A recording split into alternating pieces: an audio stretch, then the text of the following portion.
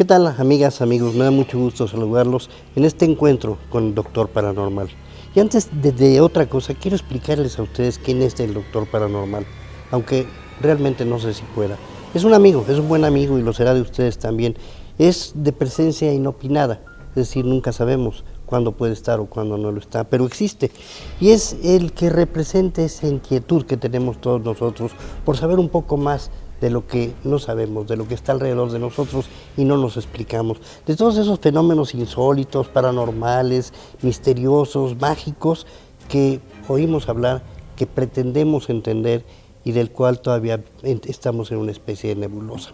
Yo estoy aquí por una invitación de este personaje que va a ser su amigo seguramente y que nos va a permitir este encuentro para recorrer el camino que busca la verdad. Y bueno, estaba yo explicándoles a ustedes que yo estoy aquí por una invitación del Doctor Paranormal. Quiero decirles que soy Carlos Chacón, su servidor. Soy una persona exactamente igual que usted, con estas inquietudes de saber cosas extrañas, cosas paranormales, cosas insólitas. Y en ese sentido, quiero decirle que esto no pretende ser una serie de programas retóricos, científicos, de grandes términos, de muchas conclusiones. Esto es un paseo, una caminata por esos temas que nos inquietan, que hacen que nosotros vibremos en emociones, en temores, en incógnitas. Entonces, esta es una invitación para que usted a partir de hoy nos siga, para que platiquemos de temas como el que hoy le traigo. Hoy le traigo un tema que es para mí de especial importancia. Voy a platicar con usted de qué cree, de curanderos. Y en este caso, de la más grande que ha habido, creo que por lo menos en la historia contemporánea. Y fue mexicana y se llamó Pachita.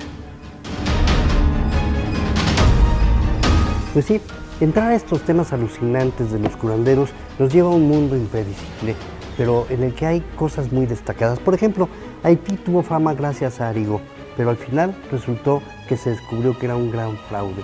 Y así ha habido muchos en la historia. Nosotros hemos tenido grandes curadores directos e indirectos, objetivos y subjetivos, como lo fue, por ejemplo, el niño Fidencio.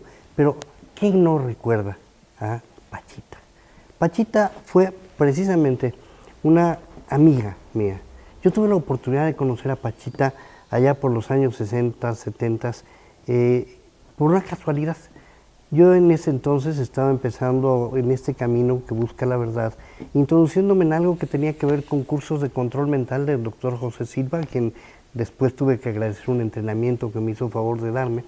Y en ese sentido, alguna persona que estaba ahí, una gente querida y famosa también, Vicky Mariles, de buena memoria, caballista, hija del general Mariles, me invitó para ver qué pasaba en la casa de una curandera. Y resultó que esta curandera era Pachita. Y hablar de Pachita es remitirnos a la época de la Revolución, porque nació a principios del siglo XX, y en el norte de la República, muy cerca de donde era originario Francisco Villa, del que se dice, y ella en alguna ocasión lo mencionó, Pachita fue su novia. Pachita nació en Santa Bárbara, Chihuahua, y hay una cosa verdaderamente sorprendente de Pachita que voy a dejarles a ustedes para el final, porque quiero sorprenderlos como me sorprendió a mí cuando yo supe de qué se trataba. El caso es que Pachita, a la sazón, allá por los años 60, vivía en una casa de la colonia Progar, en la Ciudad de México, justo frente al mercado público de esta colonia. Cuando yo llegué, la impresión fue de verdad inquietante, porque había mucha gente en la puerta esperando ser admitido. Se abrió la puerta gracias a la influencia por el conocimiento que tenía de Pachita con Vicky Mariles, y entramos a este lugar y empecé a hacer una excursión por un lugar verdaderamente inquietante, misterioso, y del que aún no encuentro una verdadera explicación. Hay muchas cosas que podemos pensar de ella. Podemos pensar de Pachita, que es un ser, o que fue un ser sobrenatural, que heredó algunas de sus facultades a su hijo, quien ahora en la Ciudad de México, si no estoy mal informado, por ahí por la colonia de Coyoacán, sigue haciendo curaciones, hace curaciones también, hace operaciones como las hacía Pachita, pero quiero contarles a ustedes la anécdota, no quiero contarles a ustedes la historia, ni la explicación científica. Pachita estaba en una reunión con los vecinos o las vecinas todos los martes y todos los viernes a la entrada de su casa. Su casa era una casa muy humilde, era una casa muy modesta, que tenía una cochera que no se utilizaba para coche, no lo tenía. A la derecha de esa entrada había una sala donde recibía a quienes iba a curar, a quienes iba a atender, y del lado izquierdo estaba una especie de comedor amplio, en donde había en ese entonces una cocineta de petróleo, y en donde había una mesa alrededor de la cual se sentaban sus comadritas, estaban sus amigas con las que platicaba, hacía una charla de sobremesa, y donde recibía a quienes consuetudinariamente íbamos a acompañarla a estas operaciones, estas entrevistas con sus pacientes. Cuando iban a dar las 6 de la tarde, empezaba uno a ver una cierta inquietud en el tono del comportamiento de Pachita. Y había un momento en el que se paraba de la mesa y caminaba a una recámara contigua, y ahí se transformaba. Se vestía como si fuera el hermano Cuauhtémoc. Sí, ese nuestro emperador, el emperador Cuauhtémoc, entraba en posesión del cuerpo de Pachita. Y a partir de ese momento, quien se manifestaba ahí no era Pachita, sino el hermanito Cuauhtémoc, quien de pronto aparecía por una de las puertas que daban a esa pequeña estancia donde se recibía a la gente, una especie de sala, y ella barría con la mirada a todos sus pacientes y escogía a algunos. Siempre escogió primero que a nadie a quienes traían problemas en la vista. Los acercaba a ella y les decía con mucho cariño el diagnóstico que ella ya sabía que tenían, y si necesitaba algún poco más de información se lo preguntaba al paciente. Y entonces Pachita atendía y a veces curaba en ese mismo acto a estas personas. Ella tenía para sus operaciones, de las que les hablaré un poquito más adelante, un cuchillo de monte, que tenía también en esas consultas. Hoy se habla de un cuchillo de monte sin mango, en aquel entonces tenía mango todavía. Era un cuchillo oxidado, era un cuchillo verdaderamente, pues no sé, oxidado, no daba ninguna confianza. Y cuando tenía al paciente frente le decía: este es el ojo con el que no ves bien, ¿verdad, hermanito? Y hablaba con mucho cariño. Y cuando ya tenía la referencia de cuál era el ojo que estaba mal, o cuando ya había detectado cuál era el ojo que estaba mal, abría con los dedos, abría los párpados del ojo contrario, introducía en el hueco ocular el ojo y empezaba a girar como si estuviera dándole la vuelta a una manivela, y así ajustaba la vista o curaba a la persona que tenía ese padecimiento. Era de verdad sorprendente ver lo que pasaba ahí. Después de que atendía a todas estas personas, empezaban a pasar las otras personas que podían traer cualquier problema: una mujer que tenía infertilidad, un hombre que tal vez traía su columna vertebral descompuesta, a lo mejor un niño que no tenía las reacciones, la sensibilidad motriz, etcétera, para la edad que tenía. En fin, fuera cual fuera, lo recibía ahí, lo auscultaba, determinaba qué había que hacer. A veces solo tenía que darles unos pomos con unas tomas que ella hacía, unos brebajes de unas plantas que nunca supe yo de cuáles se trataba, pero que se constituían en una especie de emulsión verde que tenían que tomar durante determinado tiempo en determinada forma. Algunos de ellos les decía: toma esto y tal viernes, podía ser el siguiente viernes o el de la siguiente semana, vienes porque te voy a operar. Y entonces aquí entraba otra cosa verdaderamente asombrosa y paranormal: las operaciones de Pachita. Las operaciones de Pachita eran verdaderamente alucinantes. Yo tuve la oportunidad con el tiempo de estar ahí ayudando a que la gente entrara, a que guardaran cierto orden. Tuve la posibilidad ya de entrar a las operaciones que hacía Pachita. Y lo que yo ahí vi, de verdad, es a prueba de toda especulación. Eran verdaderos milagros de los que todavía no hay una explicación. Pachita, en alguna ocasión la vi que llevaban un paciente que ya había visto 1 o 2 semanas antes, que no podía caminar, venía en una silla de ruedas y parecía que tenía una terrible compresión de una vértebra, y que esto no era muy fácil de resolver porque interesaba mucho a lo que era la médula espinal. Entonces Pachita decidió ella sí operarla. Lo que yo vi ahí, insisto, era increíble. Pachita, su mesa de operaciones era una mesa vieja de cocina, se ponía de vez en cuando un paño sobre ella, ahí reposaba la persona que iba a ser operada. Este hombre reposó boca abajo, con un cuchillo, con el cuchillo que le mencionaba yo hace un momento, hizo una incisión, abrió la herida y abrió los labios, separó los labios de la herida, detuvo los labios de la herida contra el mismo cuerpo, utilizando espinas de maguey, controló el sangrado solamente hablándole a la sangre, hablándole como si hablara a un ser humano, pidiéndole que se calmara, que se tranquilizara, que no se manifestara, y entonces dejó de sangrar la herida.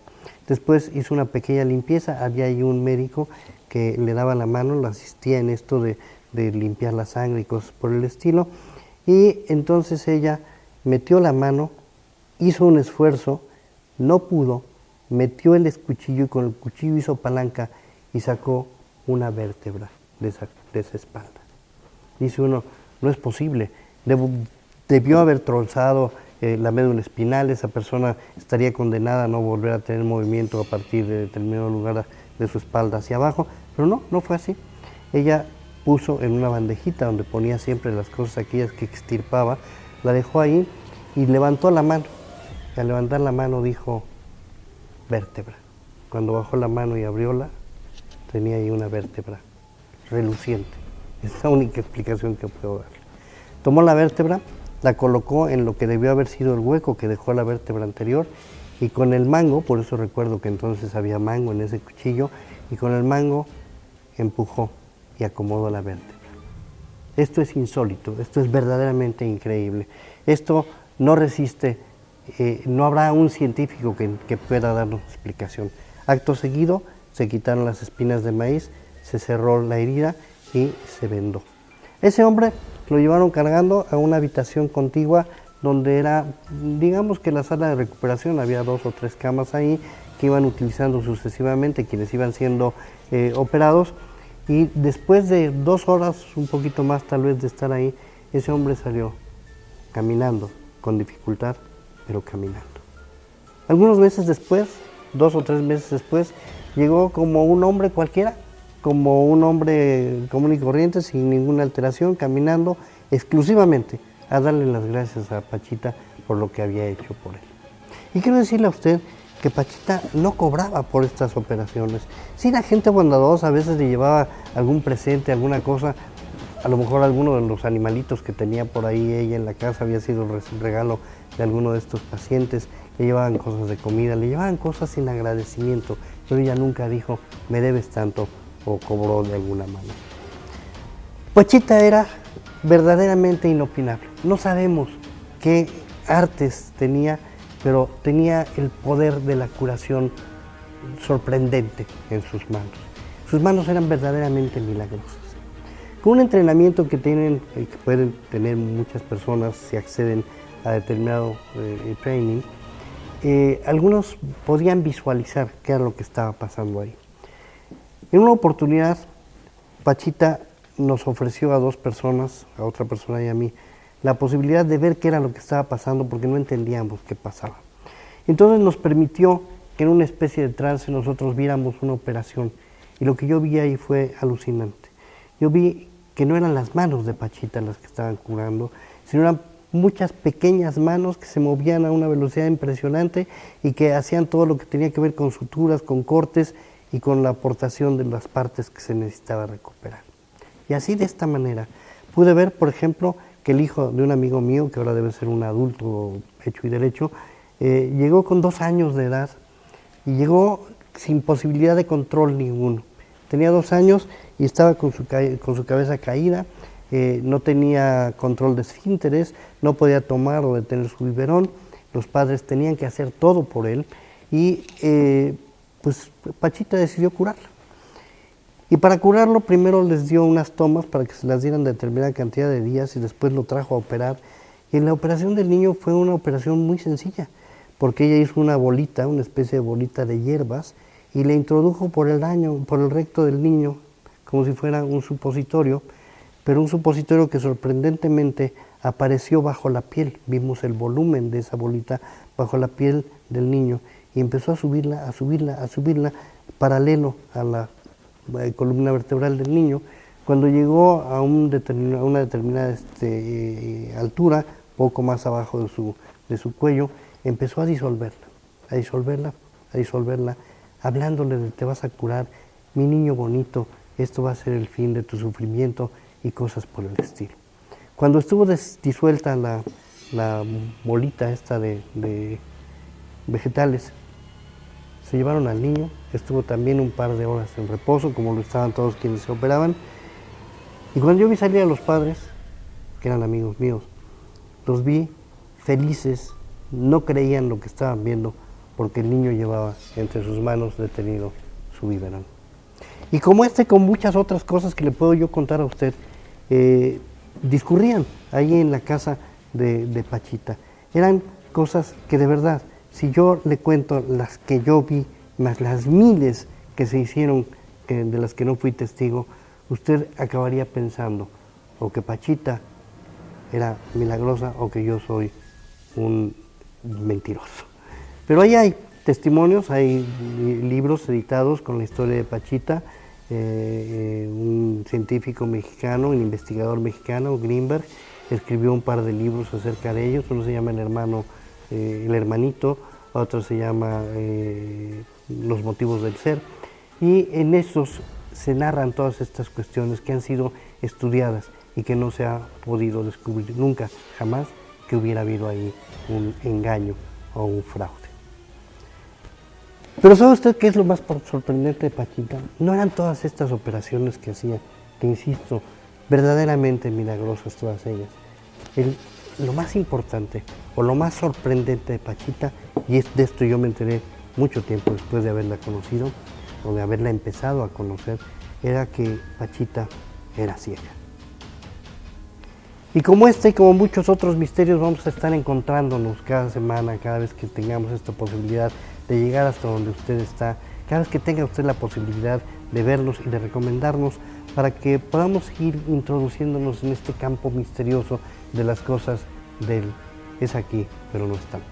Le agradezco mucho su compañía y yo le pido, le suplico, le ruego que trate usted de ser feliz por lo que más quiera. Nos vemos la próxima vez.